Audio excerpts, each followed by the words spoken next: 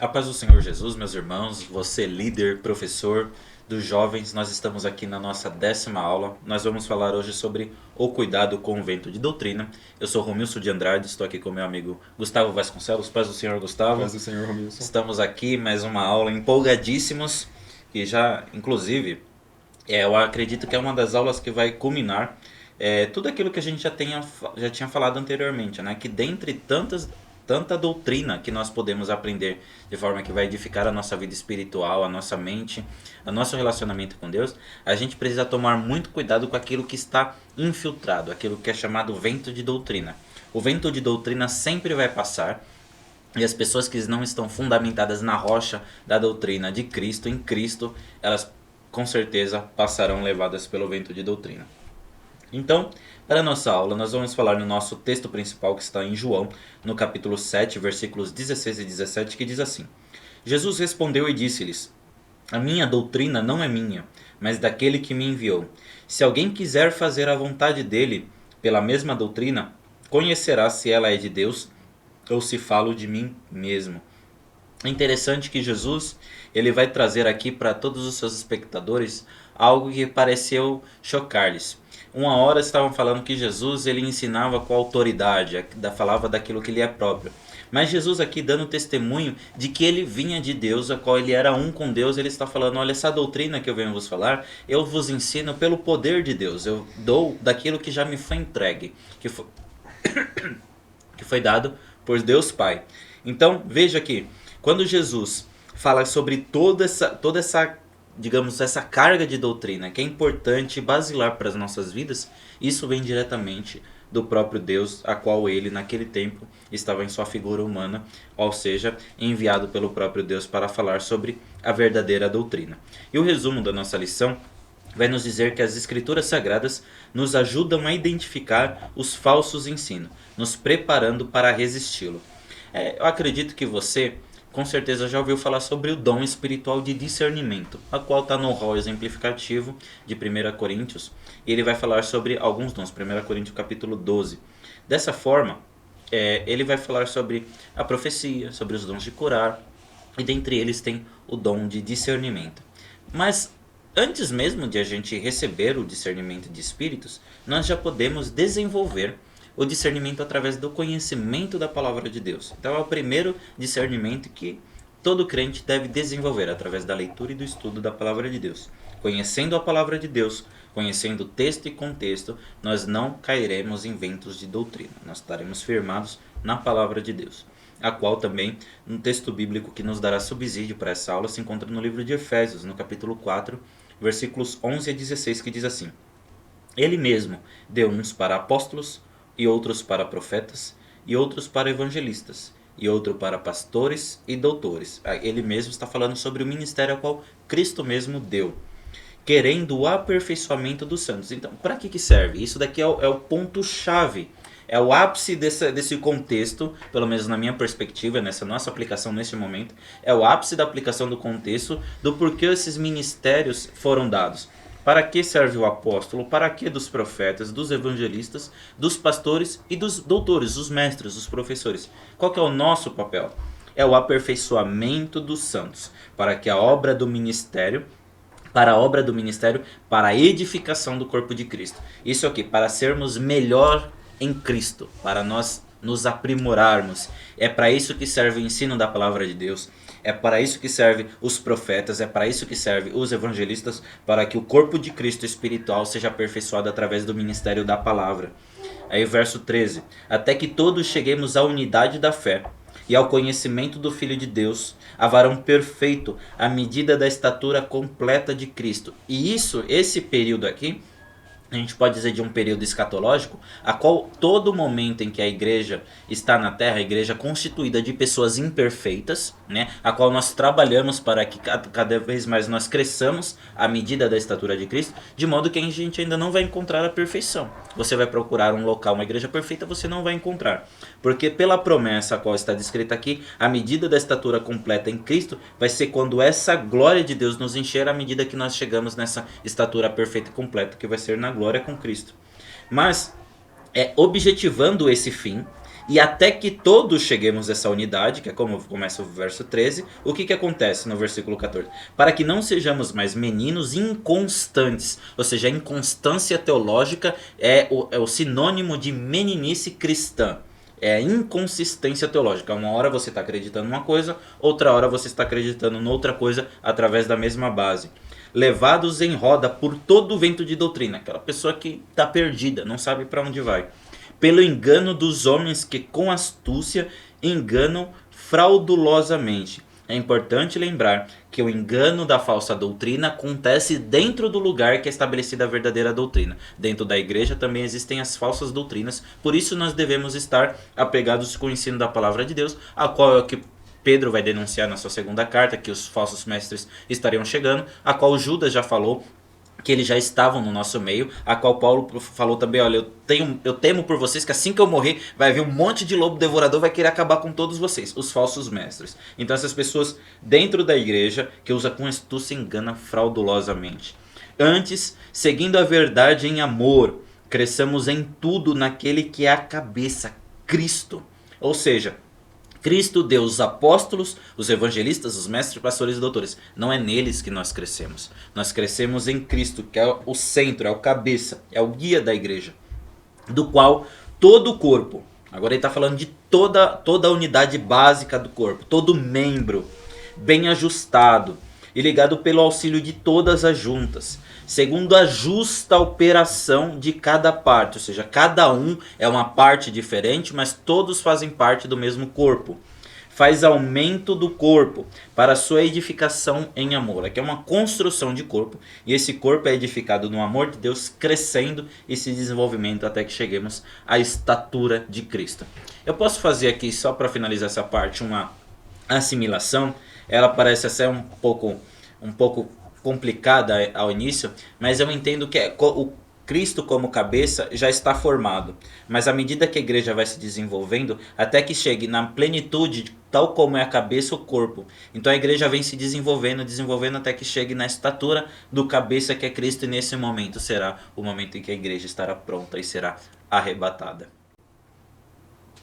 Nesse primeiro tópico, nós vamos falar sobre as tendências atuais das falsas doutrinas. Então, como trazer isso a um período mais moderno? Uma vez que a gente vê no Novo Testamento as cartas de Paulo aos Romanos, aos Gálatas, como uma forma de refutar os judaizantes, ou as cartas gerais de João, de Pedro, refutando também o gnosticismo. Então, sempre a igreja cresceu nesse meio apologético, de defesa da fé.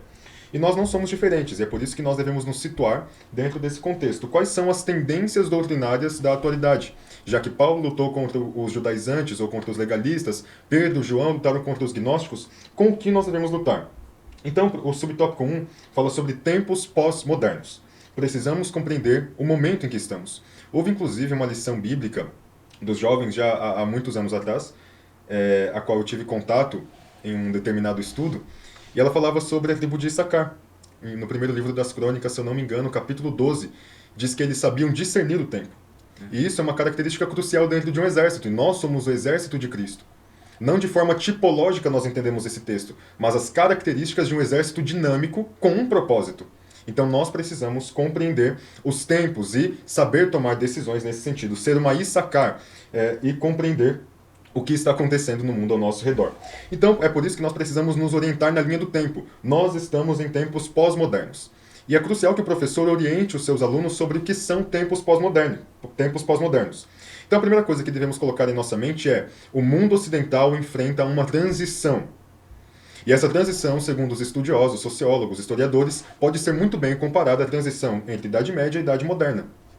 Não do ponto de vista de que na Idade Média há um obscurantismo e já na Idade Moderna o crescimento da filosofia. E que nós estamos nesse mesmo obscurantismo, mas no sentido da radicalidade desse movimento. Então, assim como a modernidade se opunha totalmente à cultura da Idade Média, ao contexto, assim a pós-modernidade também é radical e ela se opõe totalmente à modernidade. Então nós podemos muito bem comparar a transição da Idade Média para a modernidade, no sentido da sua radicalidade, com a transição da modernidade para a pós-modernidade, para esse mundo pós-moderno. É claro que isso é muito mais evidente no mundo ocidental. E nós precisamos ter essa compreensão, porque nós estamos no mundo ocidental, no Brasil. Isso tem afetado o mundo inteiro, na verdade, ainda que tenha a sua ênfase no mundo ocidental, mas o mundo oriental também está sendo atacado com isso. E, sobretudo, o Evangelho de Jesus, conforme nós veremos. E nós estamos testemunhando tudo isso. Já em 2007, ou até no final do século XX, os teólogos e filósofos, também historiadores e sociólogos, se mobilizaram nesse sentido. Muito bem, o termo pós-modernismo, ele foi utilizado primeiramente na década de 30, inclusive. Só que ele foi criado inicialmente para descrever algumas mudanças históricas e, sobretudo, na arte. Esse termo se populariza já na década de 70. Porém, quando nós falamos sobre arte, a ênfase que é dada aqui é na arquitetura. Inclusive, é um livro pela CPAD, se eu não me engano, Pentecostalismo e Pós-Modernidade, do Elinaldo Renovato, se eu não me engano. E a capa desse livro é um prédio que caracteriza as edificações pós-modernas, a arquitetura pós-moderna. Porém, isso vai se expandir agora dentro da área da literatura e, sobretudo, da filosofia, o pensamento pós-moderno tomando conta das pessoas. Só que nós precisamos compreender também que isso é muito cultural. As pessoas aderem a uma filosofia pós-moderna sem saber do conceito de pós-modernidade, porque é algo que que é intrínseco à cultura do homem, dentro desse contexto atual. Então, hoje o pós-modernismo é um amplo espectro cultural e implica uma rejeição da mentalidade moderna, conforme nós já antecipamos aqui. E quando nós falamos sobre a perspectiva moderna das coisas, nós estamos falando sobre um avanço exponencial da teologia. Nós falamos sobre a Reforma, nós falamos sobre grandes pensadores, sobre João Calvino, sobre Jacó Armínio, sobre Martinho Lutero, sobre grandes pensadores da teologia e da filosofia. A modernidade carrega esse legado iluminista e tudo mais, dissipando esse contexto de absolutismo que foi empregado na Idade Média. Feudalismo, enfim. Então, o legado moderno é também muito teológico. E a pós-modernidade se opõe totalmente, nesse sentido, à modernidade. E a teologia é muito afetada com isso. E é isso que nós vamos ver. Há uma diferença, então, entre o conceito de heresia agora e o conceito de heresia na modernidade. Porque no pensamento pós-moderno, a ortodoxia, que significa a doutrina que é tirada única e exclusivamente da Bíblia, isso é, uma doutrina bíblica que é digna de fé e aceitação, a ortodoxia, na verdade, é uma imposição do Estado às pessoas. E ela encobre aquilo que a heresia, na verdade, denota como um erro da ortodoxia. Em outras palavras, existem, segundo eles, inconsistências na doutrina bíblica e a heresia está vindo para denunciar isso. Só que a ortodoxia chama isso de heresia para impor na cabeça das pessoas que a ortodoxia deve ser levada a sério. Esse é o pensamento pós-moderno das coisas. E eles falam então que a heresia ela é intelectualmente mais instigante do que a ortodoxia. É mais interessante você adquirir esse pensamento que é considerado herético, porque ele é mais amplo, ele é maior, ele vai além das barreiras impostas pela ortodoxia, pela doutrina ortodoxa. E há um contraponto muito interessante com essa concepção, e nós também podemos analisar sobre isso. Já que a pós-modernidade se baseia numa luta contra o fundamentalismo, contra doutrinas vitais da fé cristã, contra a interpretação também histórico-gramatical da Bíblia, agora trazendo uma interpretação, segundo Rudolf Bultmann, de desmitologização da palavra de Deus, nas teologias liberais, enfim, e eles afirmando que a heresia é algo positivo, um contraponto muito bom a isso é nós olharmos para o montanismo, por exemplo, que foi uma heresia do segundo século depois de Cristo. Eles falavam contra o casamento, eles anunciavam a volta iminente de Jesus e pregavam uma rigorosidade moral, um jejum perpétuo, eles proíbem o casamento, pregam contra os bispos. Então você percebe que a heresia, porque ela foi considerada uma heresia pelos pais da igreja, a heresia, na verdade, às vezes é muito mais conservadora do que a ortodoxia. E quando você expande esse pensamento, você vê que a fé cristã é muito mais sobrenatural e não menos instigante. Porque quando você olha para o gnosticismo, por exemplo, que falava que Jesus não encarnou porque a matéria é má, e você olha para a ortodoxia cristã dizendo que Jesus encarnou porque Deus é capaz de fazer isso, fazer com que o seu filho, que é a sua imagem, que é, na verdade, a sua imagem impressa, conforme Paulo fala na carta aos Colossenses, que é Deus, tal como o Pai o é, encarnar e não pecar. Então o evangelho é muito mais instigante e é muito mais sobrenatural. Então nós percebemos a desconstrução da teologia do pensamento pós-moderno. Então, traçamos aqui um pano de fundo e as inconsistências desse tipo de pensamento. Já também antecipando o subtópico 2, destes tempos de desconstrução. Nós falamos sobre isso quando demos um pano de fundo sobre a pós-modernidade. É exatamente isso. A desconstrução é a valorização da heresia sobre a ortodoxia, o desprezo ao pensamento moderno, o desprezo a tudo aquilo que foi construído teologicamente, biblicamente, o desprezo a toda essa história da igreja, o desprezo aos maiores pensadores da história cristã. Vivemos em tempos de desconstrução, e essa desconstrução é intelectual. Eles tentam nos fisgar intelectualmente, demonstrando possíveis falhas do evangelho com revisionismo histórico e com um pano de fundo terrível. Apenas para nós fecharmos esses dois subtópicos, algo que é inerente, algo que é marcante no conceito de pós-modernidade é a globalização, é a realidade virtual por trás de tudo isso. Eu não me recordo quem disse, se não me engano foi Thomas Oden. Ele vai dizer que antigamente as pessoas, assim como Agostinho, que tinham uma busca pela verdade de Deus, assim como Lutero, assim como essas pessoas, que cresciam em meio aos livros e cresciam intelectualmente, essas pessoas já são desprezadas hoje em dia. Na verdade, o fundamento agora, o que é comum agora, não é ver uma pessoa obcecada por conhecimento, mas uma pessoa obcecada por ficar atrás de uma televisão, atrás de um celular, adquirindo conhecimento daquilo, e às vezes não é um conhecimento frutífero. A realidade virtual por trás de tudo isso, disseminando heresias em nosso meio. E, em último lugar, a espiritualidade sem vida. A espiritualidade sem vida, ela ataca principalmente a questão do corpo de Jesus, algo que o Romilson já falou aqui. Nós somos o corpo de Cristo e precisamos estar unidos. Só que a pós-modernidade é um tempo de relacionamentos líquidos, conforme disse Bauman. Ele enfatizou, né? Ele falece em 2017, então ele acompanhou muita coisa que aconteceu. E o que ele mais pregou durante a sua carreira como sociólogo foi o tempo de relacionamentos líquidos. Ora, isso está atrelado à espiritualidade sem vida, porque se o nosso relacionamento com os nossos irmãos é um relacionamento líquido, isso é, não tem fundamento, então significa que nós não os amamos. Se nós não os amamos, significa que o amor de Cristo não está abundando em nós. Esse conceito de servidão, de mordomia, de ir à igreja, não só para servir a Deus, mas para servir o seu irmão, está caindo por terra nessa era. E isso é uma espiritualidade sem vida. Os pós-modernos não desprezam a experiência espiritual, mas desprezam tudo aquilo que está por trás dela. Que é estar, participar de uma igreja, estar com os irmãos e, sobretudo, servir uns aos outros, conforme a palavra de Deus nos instrui. Bom, nesse segundo tópico, a resistência do crente, nós vamos falar sobre 3 aspectos de resistência.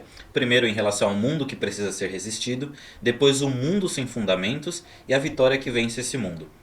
Dessa forma, o crente ele precisa vencer a tentação. A tentação está posta. O tentador está no tabuleiro também da nossa vida.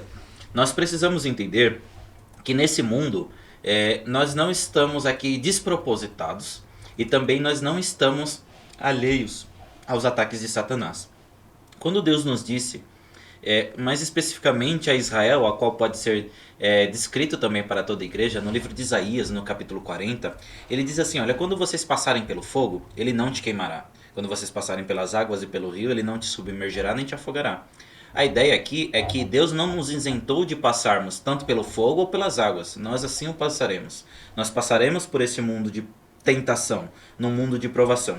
E também aqui a definição dessa palavra mundo, que pode ter vários sentidos no contexto bíblico, aqui está falando sobre esse sistema, essa organização, aquilo que está, o curso desse mundo, essa ordenação a qual o mundo está caminhando, a caminhada do pecado que está no mundo, não está falando necessariamente das pessoas ou necessariamente do globo, num sentido físico, mas a ordem deste mundo, a qual nesse mesmo sistema já está operando o espírito do anticristo. Até a Bíblia nos ensina que o Deus desse século já cegou o entendimento de muitos. Então o mundo hoje, esse sistema, ele segue uma fluidez no sentido de cegueira espiritual que está cada vez mais satanizado. Ou seja, ele está mais distante de Deus por substituição. Ou seja, cada um de nós é o nosso próprio Deus e seja feita a nossa vontade para sempre. Amém. Essa é a pregação do mundo. É a nossa vontade se sobrepondo à vontade de Deus. E esse é o espírito do anticristo. Negar a Cristo como Senhor e Salvador, negar a sua vontade, é estabelecer a sua própria vontade acima da vontade de Deus. Esse é o espírito do anticristo que já opera neste mundo, a qual vai tudo contra o que é Deus, conforme o Gustavo bem disse.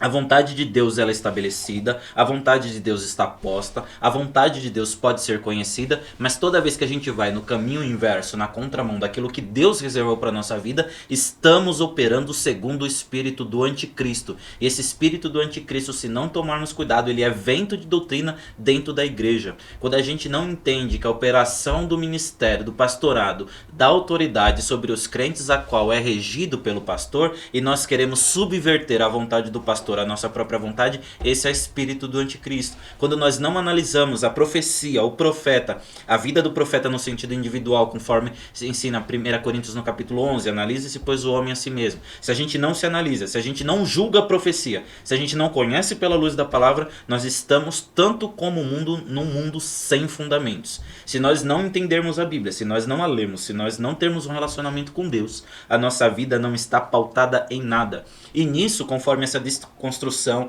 a qual Bultmann quis relativizar toda a verdade de Deus, fazer uma releitura histórica daquilo que Deus já nos estabeleceu como verdade pela sua palavra, isso também acaba corrompendo o nosso imaginário. Eu estava numa das aulas de arqueologia bíblica aqui na escola teológica, estávamos comentando sobre um comentário bíblico de uma Bíblia de procedência católica, edição pastoral, e ela tem no comentário de Gênesis 1 a 3 falando que aquela figura da criação do homem não existiu.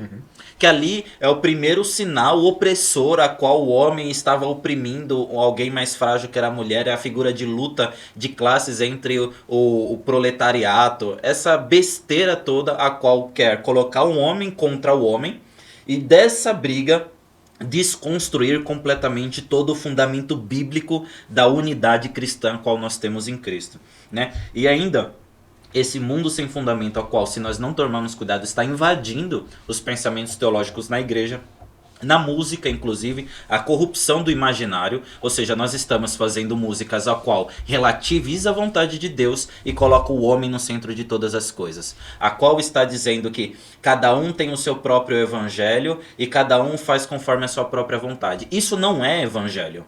Isso é heresia, isso pode ser qualquer coisa, a qual não é evangelho. O evangelho de Deus é as boas novas, é a notícia da salvação que veio por meio da cruz de Cristo, da sua ressurreição e do seu sangue, que nos purifica de todo pecado. Isso é verdadeiro evangelho. É a mordomia cristã, é o serviço, é o sofrer, é o padecer, é o orar pelos nossos inimigos, é orar por aqueles que nos perseguem, é dar outra face, é também clamar a Deus em tempos de angústia, é também aclamar a Deus em tempos de felicidades. Nós não podemos viver sem fundamentos. Essa sociedade líquida, a qual Bauman defendeu, que ele diz que essa pós-modernidade, isso é simplesmente relacionamentos utilitaristas. O Gustavo me serve enquanto ele me é útil. Se ele não faz nada por mim, eu me afasto dele. Então, infelizmente, se a gente não tomar cuidado, os nossos relacionamentos cotidianos, eles são construídos hoje assim. Na empresa os relacionamentos são construídos assim, porque a fluidez é, se eu for promovido do lado de tal pessoa que é costa quente, eu vou ter uma visibilidade. Com Deus não acontece dessa forma, porque Deus não vê como o homem vê, a qual o próprio Samuel profetizou a Saul. Deus não vê como o homem vê, e a qual também Samuel viveu na sua pele enquanto estava escolhendo um rei. Deus não vê o sacrifício de Saul como algo agradável, mas era sacrifício, mas estava fora da norma, estava fora do padrão, estava fora do fundamento. Sacrifício fora do fundamento é heresia. Assim como a escolha do rei pela aparência do olho também é um desvio da vontade de Deus. Aí Deus alerta Samuel, cuidado, você está querendo classificar os seres humanos pelos padrões humanos e não é assim. O evangelho não é isso. Essa sociedade líquida, essa fluidez nos relacionamentos, essa questão rasa, sem profundidade, a qual o outro é uma tela, o outro é uns caracteres, são nicknames, né, para os mais antigos. Não sei nem, hoje é ID, sei lá como é que fala hoje, mas hoje a gente não pode ser figurinha. A gente não pode ser figurinha, eu sou uma pessoa, você que está me escutando, você é uma pessoa, você tem valor, você é a imagem e semelhança de Deus. Esse tipo de característica, de estado, de personalidade precisa ser resgatado. Hoje a crise da humanidade é quem eu sou. A Bíblia já nos ensina isso, nós somos filhos, nós somos herdeiros de Deus. Nós somos aqueles que foram alvos da salvação e da graça que é em Cristo Jesus. Esse evangelho, essa sociedade líquida, a qual prega a relativização de tudo, ela vai pender aos tempos trabalhosos de 2 Timóteo 3. Portanto, Timóteo, fique esperto, porque nesses últimos dias vão vir tempos trabalhosos e difíceis, a qual os homens serão amantes de si mesmos, orgulhosos, avarentos, odiadores, caluniadores, não desrespeitosos. Eles odiarão o pai e a mãe, eles amontoarão para si as suas próprias vontades, seguirão seus próprios cursos. E qual que é o ensinamento bíblico para isso? Afasta-se. Afasta-se. Para certas coisas, o mundo é resistido, a gente tem que manter posição. Mas para certas outras coisas a gente deve se afastar. Porque o cristão, ele é luz no meio de trevas, mas dependendo de qual é o seu tipo de relacionamento, as trevas já começou a trabalhar dentro dessa luz e logo tudo se apaga. Então esse relativismo, essa falta de fundamento vem entrando de uma maneira sutil, e quando a gente menos percebe, nós estamos cantando músicas que adoram o homem e desvalorizam a Deus, nós estamos cantando músicas que afrontam o evangelho e descaracterizam toda a verdade do que é o poder de Deus que foi ministrado através da cruz de Cristo e através da revelação bíblica. Portanto, nós devemos tomar cuidado. A liquidez não é do perfil cristão. A nossa base é sólida e a nossa rocha é Cristo. A gente não pode ficar se desviando ou se desfigurando. A gente não pode tornar na forma do mundo. A gente não pode se transformar na forma do mundo. Mas nós devemos nos renovar pela renovação do entendimento, a qual é o conhecimento da verdade e a palavra de Deus, a verdade para todo homem. E essa é a vitória que vence o mundo. É essa a fé. Sabendo que enquanto o mundo está líquido, se desfazendo em relacionamentos utilitários, a nossa vida com Deus é firme e sólida, nós temos uma identidade e nós sabemos a quem nós temos servido e para que nós somos chamados e a esperança a qual nos aguarda com o nosso Senhor.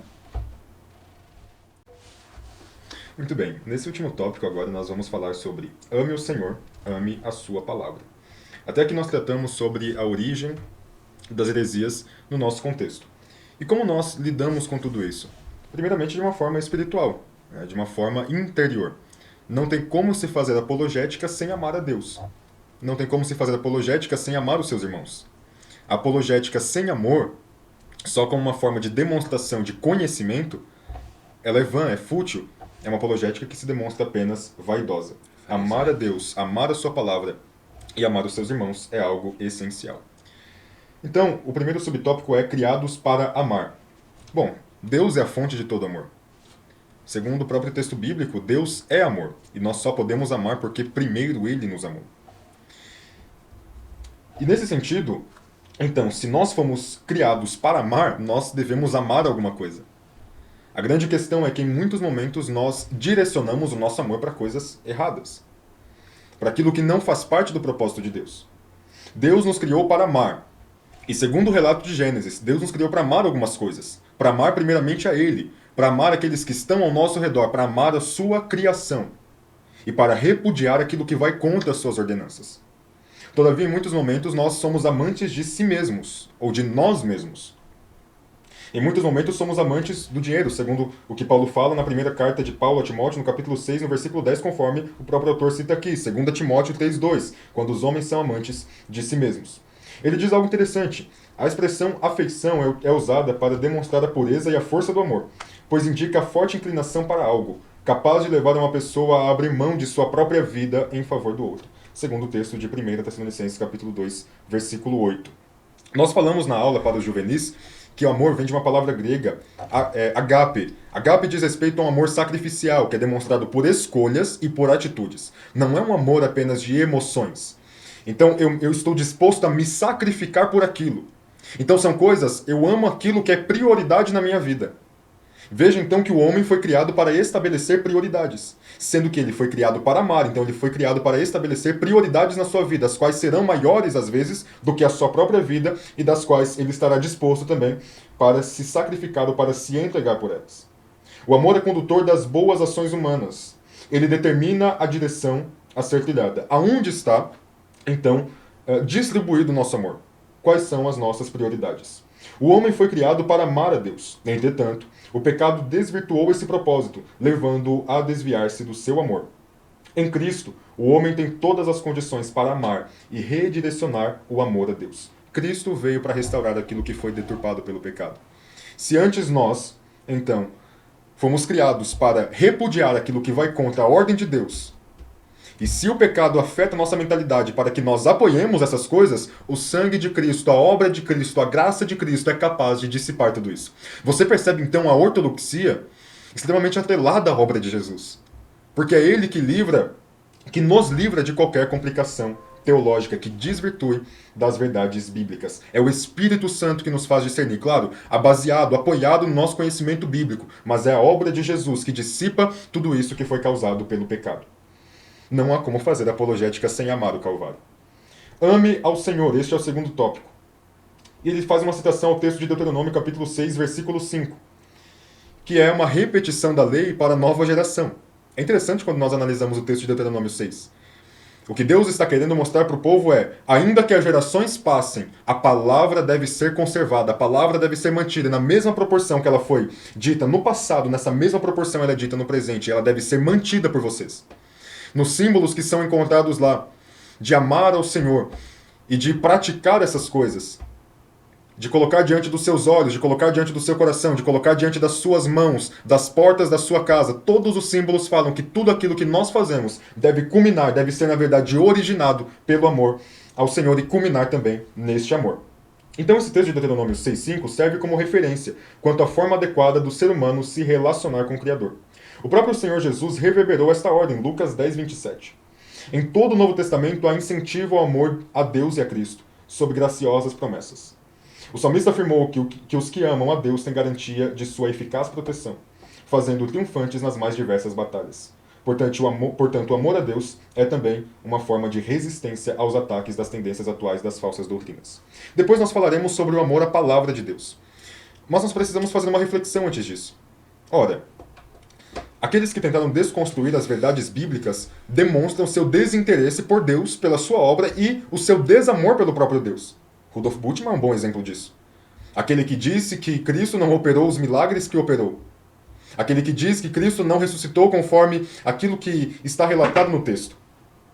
Mas se nós analisamos a Bíblia, se nós analisamos os Evangelhos, nós veremos um grito, um brado de amor ao Senhor. Mateus como um grito, um brado de amor a Cristo aos judeus, dizendo que ele é o judeu perfeito, Jesus é o judeu perfeito. O Messias, que embora tenha sido desprezado, deve ser aceitado por todas as pessoas. Marcos como um grito a todos os romanos que buscavam expandir-se. E o que Marcos está dizendo é, o maior de todos os homens não foi um imperador, o maior de todos os homens não buscou expansão, mas ele se esvaziou de sua glória e se fez servo. Lucas agora como um grito a todos os gentios, ele está dizendo, vocês que buscaram em suas filosofias, buscaram o homem perfeito e buscam também o aprimoramento intelectual, o aprimoramento do corpo. O maior de todos os homens é Jesus, e não é apenas pela sua filosofia, mas por aquilo que ele carrega, a responsabilidade de reunir de novo os homens e Deus. E João, acima de tudo, com um grito apologético, dizendo, a vocês gnósticos, a vocês hereges que negam a glória de Jesus e que negam a sua encarnação, a todos vocês, o verbo estava com Deus e o verbo era Deus, e ele se fez carne e habitou entre nós.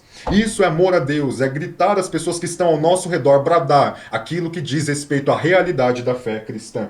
E isso recai na questão de amar a palavra do Senhor. Aqueles que amam a palavra de Deus não a torcem segundo os seus próprios interesses, porque existem movimentos agora que dizem que a Bíblia precisa ser atualizada, ou teologias inclusivas ou inclusivistas que dizem que a Bíblia deve incluir grupos de pessoas distorcendo textos bíblicos. Ora, isso vai contra as verdades ensinadas pela palavra de Deus. Isso culmina numa vida de pecados. Se eu não amo a palavra de Deus, se eu não amo a Deus, se eu torço textos a meu bel prazer, eu não posso ser santo. Eu tenho uma vida de pecados, de imoralidade diante de Deus. Uma vez que o próprio salmista diz, guardei a tua palavra no meu coração para eu não pecar contra ti. Eu guardei a tua palavra, Senhor, porque eu te amo. E aquilo que me faz permanecer santo é o amor à tua palavra. Portanto, nós somos criados para amar não o dinheiro, não a nós mesmos, mas a Deus, a sua palavra, e através da palavra poderemos amar-nos uns aos outros também e amar a ortodoxia, o que a Bíblia realmente diz. Ter compromissos com o texto bíblico, bons